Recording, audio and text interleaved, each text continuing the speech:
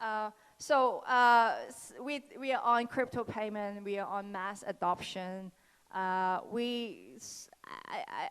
think since the peak of Bitcoin prices and then the clash that followed, we're now seeing more conversation and more projects out there that is surrounding related to the utility side of cryptocurrency on payment. And so now, today we have invited a couple of guests just to talk about that. So why don't we just leave it for them to do a quick introduction, and then we dive into this discussion right away. Hi, I'm Ken Kruger, founder and CEO of Moon. Some people know us as Pay with Moon. So Moon is a payments platform, allows you to shop anywhere with cryptocurrency. We're mostly known for our browser extension that allows you to shop directly on Amazon.com with Bitcoin. My name is Brad Michelson. I run US marketing for eToro US. We are a crypto exchange, but globally we're known for a lot more than that. Originally launched 12 years ago as a stock trading platform, pivoted into crypto 5-6 years ago, and now we're in the US. Hey, I go by Cryptograffiti. I'm an artist that's way overdressed because it's part of my Jamie Dimon costume, just for the record. So I started doing art related to cryptocurrency several years ago, and I would do street art that had a QR code so that people that pass by, if they liked it, they could send payments. So I think that might be why I'm on the payments panel. But yeah, so I just work for myself. I'm an artist in this space and try to spread the movement. I think we need all different walks of life in the space, and I think art helps do that. I'm Chase Thompson. I run business development for Shapeshift. We're what you would call an instant exchange. And we have been in merchant services for a while. We no longer are. So we've had some difficulties and challenges around payments, which might be why I'm here. I think we have an interesting mix of different point of views, especially after I talked to some of them to realize that. Why don't we start with maybe Ken, because you're very in it, right? Your observation in terms of the extent of adoption when it comes to crypto payment. Are we seeing more pickup? Are we seeing the change of the sentiment from a consumer or from a merchant side? Has the announcement of, say, Libra and the formation of Libra Association, or even the change of attitude, say, for the China government, is it actually making any difference when it comes to your businesses or in general crypto payment per se? Sure. So, from the analysis that we've done, we've seen crypto payments, they're increasing about 300% year over year. This is primarily still a lot of the core enthusiasts. These are people who, they bought crypto early, they made a lot of money off of it, they're living off it. So, but it is definitely growing. One of the things we're betting on at Moon is that all these new stable coins like Libra coming out, that's going to be very impactful for crypto payments, because everybody with a Facebook account may suddenly have a stable coin. And the fact that it's stable now, that removes the issue of volatility, which is most people's concerns with spending crypto. So, so we definitely think that there's going to be a huge surge in crypto spending with all these stable coins. I would like to then go straight to Chase, because you probably hold a very different point of view. Let's start from there. Actually, surprisingly, I don't. I think I completely agree. I think things like Libra, proliferation of stablecoins, is going to do wonders for adoption for payments. I think those are the stepping stones we need in order to get mass market adoption for payments. So are you working actively with your partners and merchant partners to help them accelerate in this area per se? So no, we're not doing, there's some really tricky things around. I mean, we're primarily in the exchange business, and one of the challenges that we've seen in providing merchant services is sort of regulatory burden or legacy challenges from the traditional world, and like legal challenges in providing merchants with services, and it all revolves typically around three-party money transfer. So if you want to be connective tissue, if you want to make better UX for people, you might be in violation of laws as they stand today, particularly in the US. So you've got to be really careful about how you go about acting. Brett, eToro is mainly a crypto exchange, right, where people buy and sell.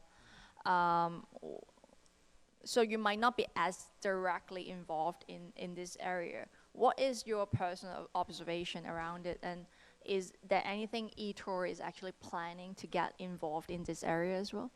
Yeah, there isn't too much I can get in detail about right now because there's a lot of R&D going on, but we have released the eToro wallet, which is a separate application from the eToro app, where you can do, P2P payments and things like that, but we do have wider payment plans in the future we can't really talk about yet. Okay. So what is your, well, since you guys are getting involved in this space, I'm sure that you see the potential. Like, how are you seeing this? And at least from the development in 2019, is it actually a lot more than last year?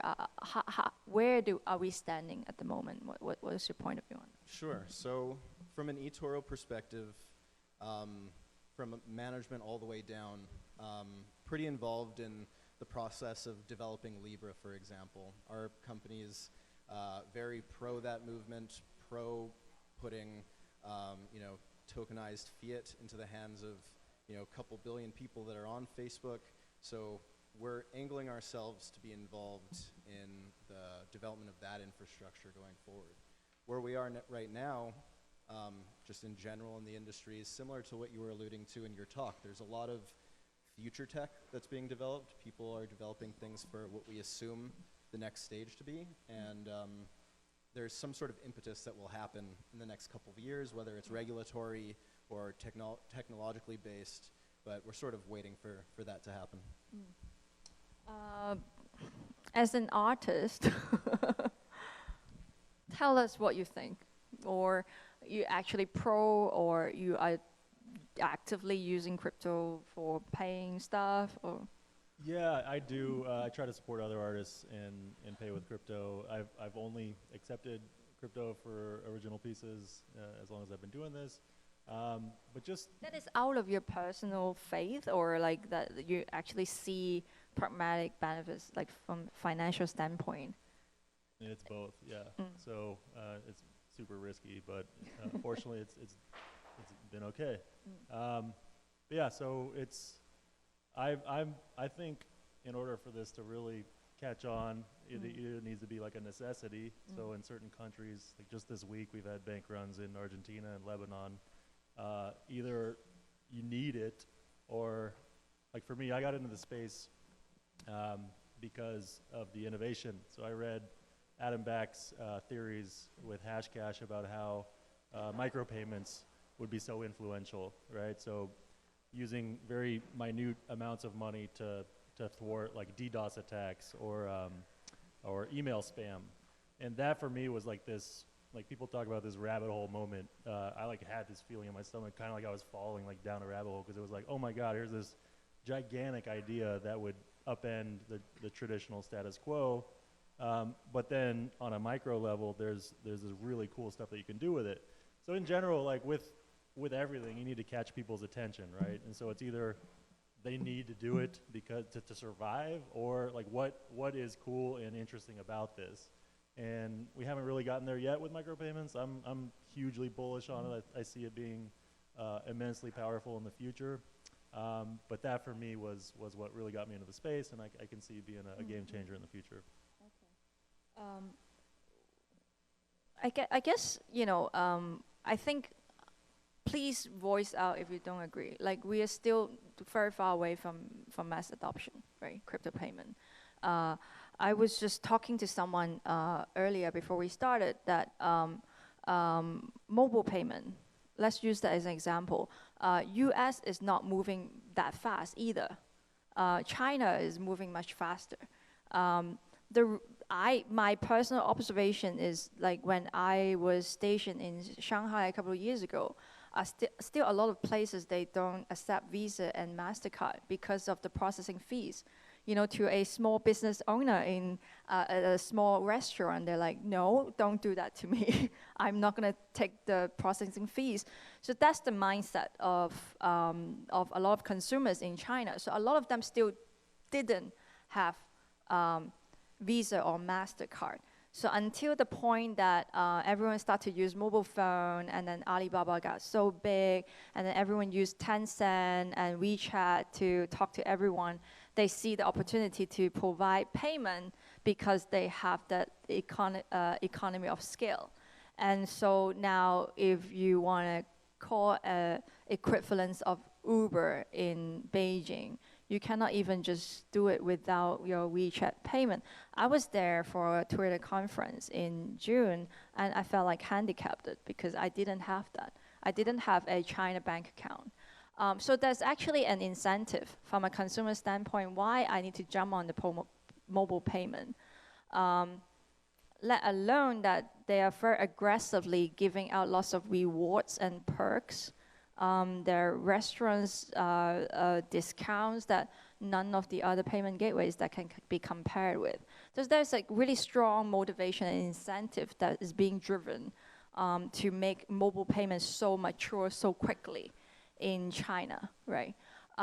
What do each of you think is going to be the key or the most crucial driving force if we are talking about seeing the day that where the tipping point is happening, that crypto payment is going to go mainstream, what that would be? Is it from a merchant incentive standpoint, a consumer convenience standpoint, or from what Chase was talking about from a regulatory control standpoint? I think overall it's a combination of those things, but the driver of this really starts with user experience, and you're sort of alluding to this before with everything being integrated into one app in WeChat, which makes it extremely easy for people to transact in one place with merchants across the country, whatever it is. So that's really the beginning of it, I think. I think pretty much what you said about incentives is where it's at. So, for example, at Moon recently, we announced 4% back in Bitcoin when you shop on Amazon. And that's something that we're hoping attracts people who don't know anything about crypto, but they're just saying, wait, I can actually earn 4% back on my purchases. Let me learn about this. What is this Bitcoin thing? You know, I have plenty of friends that would say, you know, the day I'll get Bitcoin is the day I can spend it on Amazon, right? So having these incentives that are, you know, just monetary in order to learn about crypto, that's where I think it's going to bring in a lot of people. I agree with both. I think incentives are key, also UX, but it really comes down to like what is going to motivate people. And my concern just with incentives is that there's so many people that talk about 5% back. This like you need to really like figure out how to get their attention. And a lot of this, like I think a lot of the problem we have with adoption is just people in general don't understand money. And so in order for them to see why this is different, they need to like know like. You just disclosed a much bigger problem here, yeah. which I don't disagree with. Yeah, it's in my opinion like the biggest barrier to adoption is people just plain don't get like why the current system doesn't work. And so like I lived here, I saw the ads that you guys did, and my favorite of them was the one that talked about the $22 trillion printer that's not stopping, because I think if that's like kind of where we need to start. We need to show like why this is important, and that's what gets people to take action. And like it's not like we're pulling the wool over their eyes, or if they knew like what's happening with their USD and the purchasing power, I think it would make it a lot easier to sign up for the services that we have in crypto. I really like your point of view on that, and I think it also because a lot of people believe, and people who are in crypto early on believe in the value of crypto, and that's why they don't like the utility side of crypto, because I'm going to hold on to it, right? Why we need to develop, but at the end of the day, is the fundamental principle and the beauty of the technology is to give a little bit better control back to each of us, right? That is not just depending on one entity, one party out there to determine the value, which can fluctuate or go down based on how much is being printed or whatnot. And I think, yeah, I think having a bigger conversation to remind ourselves and larger audience why we're doing this is important. Yeah. I think it's a really interesting question because depending on perspective, like the pretty well-off American perspective is going to be very different than someone really struggling in Venezuela, or you know, someone in China whose whole life revolves around an omnibus app that can do everything that they like. Everyone's in such different circumstances. I think different places, different people are going to adopt at totally different rates. And there may be like a tipping point that like pulls other communities in, but I don't think you're going to see like this universal like snap of the fingers and everyone goes in at the same time. I mean, this kind of goes back to why we all fight so much in crypto, because it really means different things to different people. Like for me, it's the thing I'll spend at last resort because I think it's going to be so valuable in the future. But I mean, for someone else, they really want that to be the thing that they buy cups of coffee with. And like, it doesn't mean either perspective's right or wrong. It's just different people have different priorities and it means different things to them. So taking a step back, that's kind of a non-answer, but we're like, it's going to be different for different communities is how I'd summarize that.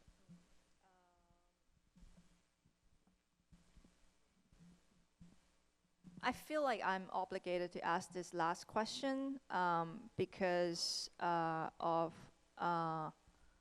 the hearing with Mark Zuckerberg last week. How a lot of people felt really negative, and because we're still asking what is Bitcoin, what is crypto at a Congress level hearing, and then 3 days later, the president of China announced that China is going to go full on with blockchain. And I was at the blockchain week earlier. I was watching between Pantera Capital, Mike Novogratz and Joseph Lubin talking about this. And Mike did a very interesting remark that China is the most anti-blockchain nation in the world because blockchain is about decentralization and China is all about centralization. But I think he did a very powerful statement, like, okay, if the US, the government and the regulators are not sure about it, let us jump on this opportunity, right? And I think that was just really well timed, and everyone agreed it has made the right impact.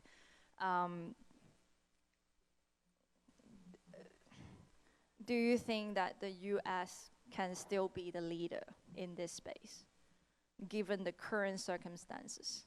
Or is there anything else that the US need to really step up in order to maintain a leadership role? Or the third option is it necessary for the US to be maintaining the leadership role? Yeah. I would like the U.S. to maintain a leadership role, but that's me speaking as an American. You know, I don't think China's going to be taking the lead. I don't know if the United States will. I think the United States would have to deregulate a significant amount in order to take the lead, because you typically see crypto companies incorporating overseas. They want to go to unregulated areas. You know, obviously, we want to go where the populations are, and we have to jump through the hoops and jump through the regulations. But if you really want to encourage innovation, you want to make it easier for the entrepreneurs and the startups to, you know, jump through those hoops. So yeah, the U.S. just needs to deregulate a little bit, or at least provide clearer guidance on some of the gray areas.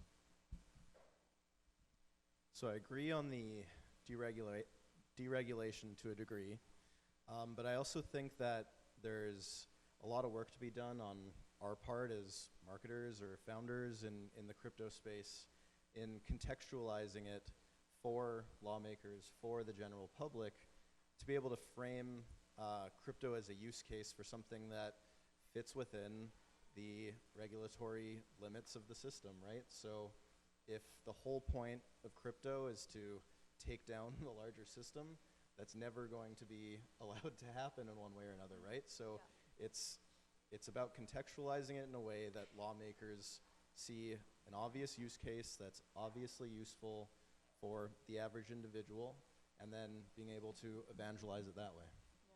It's about what can be built, not what can be destroyed, right? There you go. I think the beauty of the space is the FOMO that countries will have with one another. I don't think the bit license in New York is going to last too long if other countries are really like pushing forward with this, and I think it's pretty absurd. I heard that California is now pushing a very similar regulation as well, just recently announced. So we have a lot working against every single transaction. There's all different ways of cutting it with all the different three-letter organizations and regulatory bodies. So it's as it stands now, it's not very welcoming whatsoever.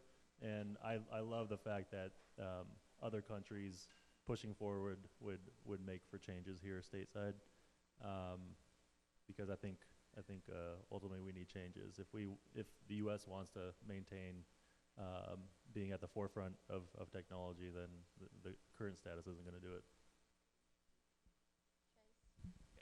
I couldn't say it better myself. I mean, there is game theory between countries where no one is going to want to fall too far behind, and that's just going to work in the technologist's favor. If you look at New York as a microcosm with the bit license, I think the really incredible thing is there is still an incredible amount of companies, development, a lot happens. I mean, maybe they're not officially incorporated there, but a lot still happens there. So, I mean, you can try to regulate everything to smithereens, but I just don't see that happening, even if those laws are in the books. All right. I guess I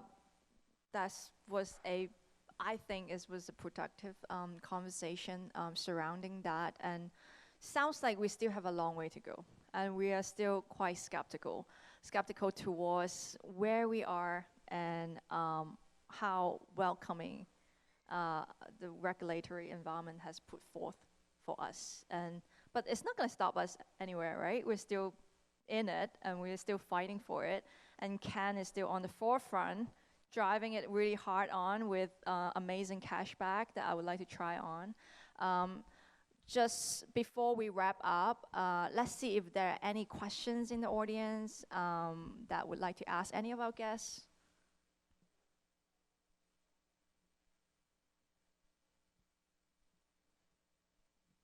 No? No? There you go.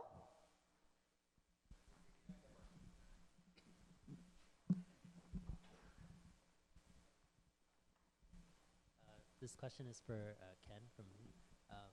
My question is, how does your company make money for facilitating crypto payments given the 4% cashback? So in the short term, with the 4% cashback, we don't. But that's kind of how startups are these days. If you're making money too soon, it's not a good thing. So yeah. When do you plan to be profitable? Just out of curiosity. I don't know. Amazon's still not profitable, so I'm following their lead, and I think they're doing pretty good.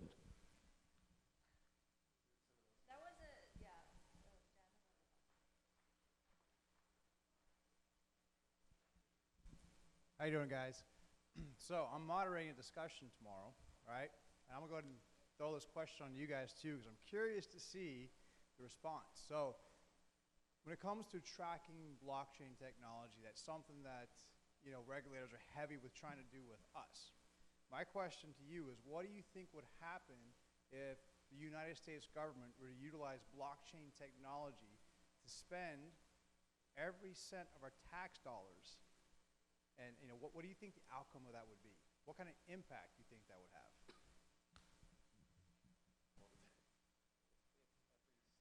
Come on now, we got brilliant minds up there. Someone's got to answer that one. Well, there would be more transparency, and out of that transparency, I think there would be hopefully more accountability. You probably don't want every cent on the blockchain, like the Department of Defense. There are a lot of things you probably absolutely do not want tracked.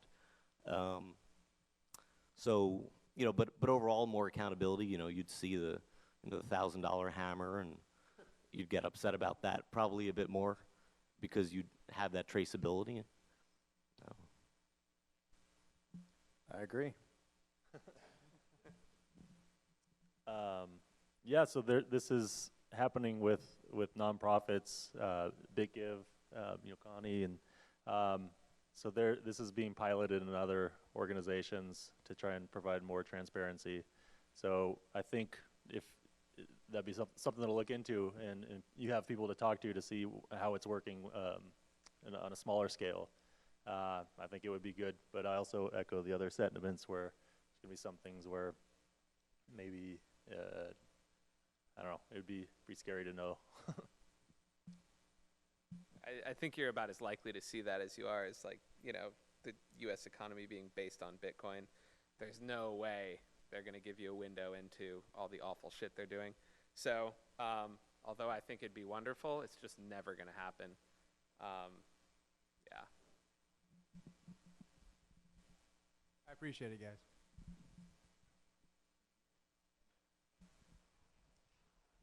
Oh, hi, my name is Ariel. I'm represent Brazil media here. I work for educating the general public. And out of your experience, I wanted to know what is the best way to connect with normal people who want to get into crypto and use it as a day-to-day asset. Thank you. So at Shapeshift, we're doing an outreach program right now where we're going to, next week I'll be in Minnesota at a university. It's kind of tricky because you've got to have, people who have a baseline of, technological understanding. So, there are companies that are going to, elementary schools or, like Zcash, and I think, I'm going to forget the name of the company now. They went to, an elementary school in the Bronx, and they were showing kids how to, zip crypto back and forth, and that was super cool. But to really connect with people, we've found that sweet spot is typically, someone who's university aged, educated, and has somewhat of we're typically talking to computer science majors. Unfortunately, those are probably the people who need this stuff the least. So it's an interesting challenge. Normal people to connect, we university age and education level. So I was fortunate to have an exhibit down Digital Garage, which is a different co-working space on Market Street, a couple years ago. And I had a little sign out front that said Bitcoin accepted here. And so I had literally thousands of people over several months that came in and was like, what's this all about? I heard about it in the news. And what I found worked the best was to try and get, tailor it around, like you were talking about earlier, it's different things for different people, right? So tailor it around what they're into. And so I would find out what they did for work or whatever, and then on the fly, which makes it kind of fun because sometimes you screw it up, but try and find a use case. So the most recent one is I have a friend who's trying to do stand-up comedy, and he's like, I don't know about this Bitcoin stuff or whatever. And through a series of it was 6 degrees of separation, but basically got him to believe in it because of the whole cancel culture and how in the future, the way that we're heading now, it's going to be tough for people to say certain things that others find funny online without getting deplatformed. And so oh, well, look what happened to so-and-so and how he is no longer with us because all the Amazons and the YouTubes decided that he should no longer be online, and then PayPal did too. So what are you going to do when you no longer have access to money and they cut off your livelihood? So anyway, that was one example. For me, what worked well was really trying to get to them specifically because that was most effective. And people like, in general, like talking about themselves anyway. So it's like, it's a way to like put it on them and then kind of work from there. So I think Chase hit on a really good point of making sure that you're on the ground in these places and demoing the technology through the context of what makes sense the most to them, whether it's micropayments or something similar to that, but also leveraging, and in the context, it's kind of funny to put it this way, but leveraging tastemakers or influencers, athletes, whomever that is, that would really connect with those groups of people and leverage them to evangelize it further. So one thing that we like to do a lot is collaborate with athletes and sports teams. So for example, in September, I started a partnership with Russell Okung of the Chargers, who owns an organization called Bitcoin Is. And basically they evangelize Bitcoin in LA. And we threw this really fantastic event on September 1st.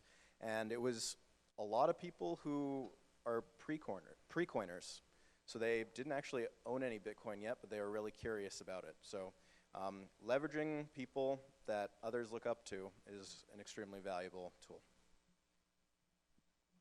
So I think it still comes down to incentives and solving actual problems. So for example, correct me if I'm wrong, in Brazil, you have to pay an 8% tax to use a credit card on an overseas e-commerce transaction. So there's a very real need in Brazil to use Bitcoin for overseas e-commerce transactions because straight off the bat, you don't have to pay the 8% tax.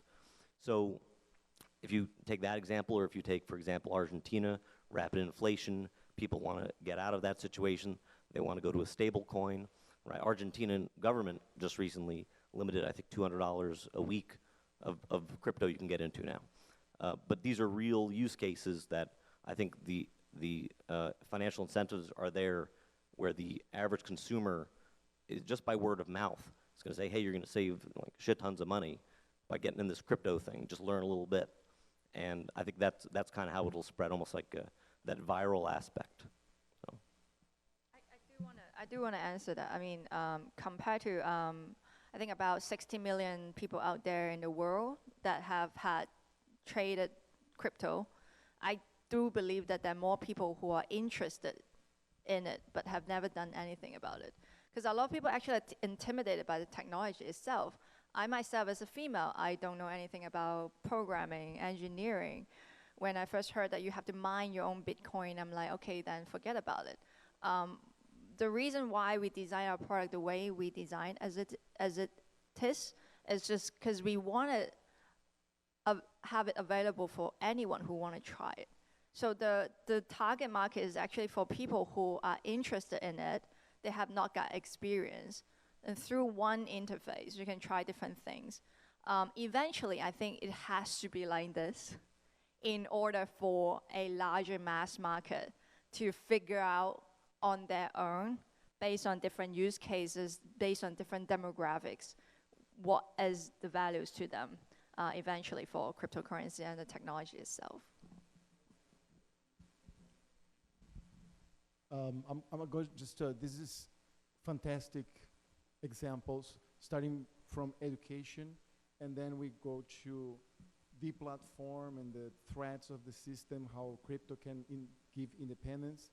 Then you go to the influencers, you go to sports, events, kids getting involved.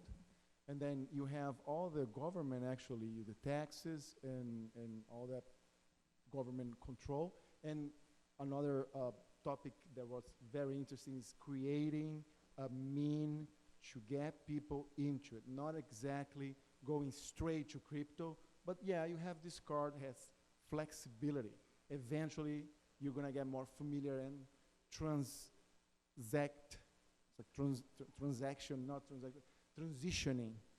to crypto. Fantastic, thank you so much. Hey, my name is Calvin, and I really appreciate for great information on payment. I have one comment and one question.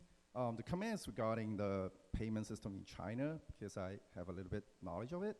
The reason that the Visa and MasterCard is not popular, or the Chinese government is not supporting it, because the tremendous amount of money Chinese people spend overseas, if you use Visa or MasterCard, they're gonna get a cut. US gonna get a cut for every 2%, 3%. And Chinese government trying to use their own system, and that's why they really push forward the WeChat payment, the Alipay, and primarily, I think the popularity is because so many overseas merchants willing to take it because they want a business from the Chinese people. And so my question is, like Crypto.com or like Nexo, you are partnering with Visa, MasterCard to give the traditional user experience. But I'm really interested to find out when would actually the merchants start taking crypto as payment. It's the same incentive, right? You're trying to get away from that 2%, 3% cut from the credit card companies. And what are your forecasts of the progress of this payment system of the future using crypto? Thanks, Calvin. Very spot on point that, of course, every country would like to have revenue going back into their own country instead of going out, right? In terms of prediction on merchant adoption, I don't think anyone can actually predict it hands-on. I think the benefits is very visible now. Like it's been really widely discussed, and most people now get a good sense of idea of why this compared to the existing system. But at the end of the day, it's always a game on between supply and demand, right? And this is a game that is, I think is going to take some time. We talk about Visa currently with 50 million merchants out there. Yeah, we can switch on a couple of merchants now, and then we still have another 49 million that we need to chase on. So I guess why I like to design the panel discussion today to talk about the driving force, what is behind that will help us see the tipping points and truly get the sense of or experience the mass adoption is just we don't see how and exactly when is going to happen. And what Crypto.com, that what we believe is we build things from ready to use, like a Visa card that you can go out and spend your crypto or Bitcoin with right now. But at the back, we're also building a native blockchain that we don't need to rely on fiat currency anymore. So all we can do is just prepare for the future. By the time consumers are ready, by the time merchants are ready, we are also ready. And we also don't just lean on one principle versus the others. We believe in options. Some people value one thing more than the other. But the beauty of cryptocurrency payment is because then we can provide options of blockchain. It can be permissionless, it can be permissioned if you want more security. We are building that. We would like to provide options because at the end of the day, I think the market will determine what takes off, what doesn't take off. And we cannot predict it 100% right now. Hey, by Q4 2020, this is going to happen, and that's why we're building this. And why we like to advocate the end-to-end ecosystem more than just one product is exactly why. Yeah. All right. Thanks so much, everyone. I really appreciate the time. And let's wrap it up. We still have, got one more. Okay. I have a little provocative question. Me and Kaká, we have a project where we try to do the example and use cryptocurrencies on our daily lives. And my question is, are you being the example? Are you using crypto in your daily life? Or just like most of the people do speak or do theories? Do you really use and can spend in your daily life cryptos? I say first, I moved to the US for 4 months. For the first 2.5 months, I didn't have a bank account. I was still sorting all of the paperwork. So I was really all just using the MCO Visa card. And I had a little bit of money to start with. So I, through buy and sell of Bitcoin, and I convert some into US dollars. And so that I don't need to pay really high foreign currency exchange rate. out of every transaction I make if I still have to use my Hong Kong credit card. Not saying everyone is relocating to a foreign country, but I have experienced that, and I love that because I make decent gain out of it that otherwise, if I just use a normal credit card, that I cannot. So I use Moon to buy everything that Moon lets me buy. Otherwise, I don't. But I do need to set up payroll so I actually get paid in Bitcoin instead of dollars. So I don't spend my crypto. I've been holding for a long time, but I, like a lot of people, use it to accumulate more wealth. So the way that I do that is I store my crypto, or at least a portion of it, with an interest product. So I use a company called BlockFi, generate a yield off my Bitcoin, and that's basically how I participate. So I accept it every day, and I do spend. I try to support like the arts, and I think you're bringing up a good point, which is that the more services around. So there's this kind of sort of divide, right, in terms of the store of value and whether or not it can be used for payments. I think the more services that we can get around replenishing those spends automatically, the better. Because I think just today, for instance, I was talking to someone who was like, oh, maybe I'll buy something, and I told him, like, hey, I'd prefer to accept Bitcoin. And it's like, well, then I'll just rebuy it. Like, if that was a readily available option, and what we talked about earlier, like UX is hugely important with this type of stuff, then I think people would spend more. So I've never, ever spent crypto. And I don't have any, barring some catastrophe, I don't have any plans to. But I want to segue into kind of the elephant in the room that we haven't really talked about yet, which is, yeah, let me drop this on you right at the end of the night.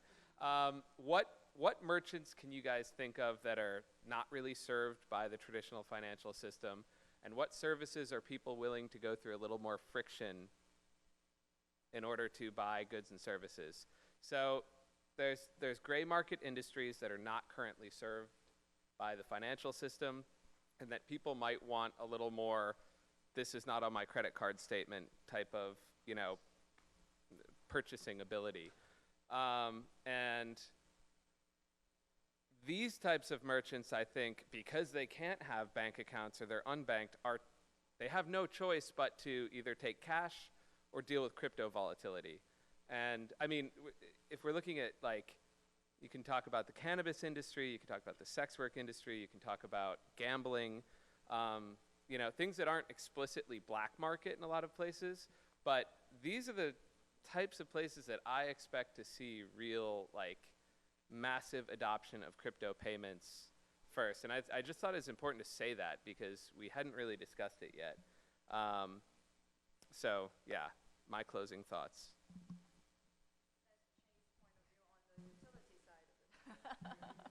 So again, thanks so much for everyone.